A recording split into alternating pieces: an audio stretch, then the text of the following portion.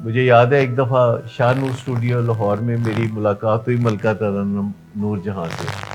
تو کسی نے میرا تعارف کروایا، وہاں میں کسی سلسلے میں گیا ہوا تھا.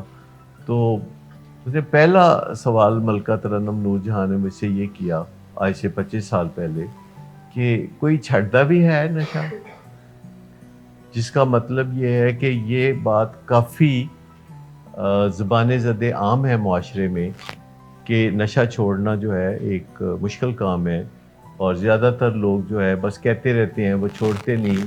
زیادہ تر لوگ کہتے رہتے ہیں، اپنا وزن کم نہیں کرتے، اور وہ پرہیز احتیاط نہیں کرتے جو زندگی میں ان کو کامیاب کر سکتی ہے. زیادہ تر لوگ کہتے ہیں ورزش نہیں کرتے، کہتے ہیں کہ پڑھیں گے، پڑھتے نہیں ہیں. زیادہ تر لوگ نہیں پڑھتے.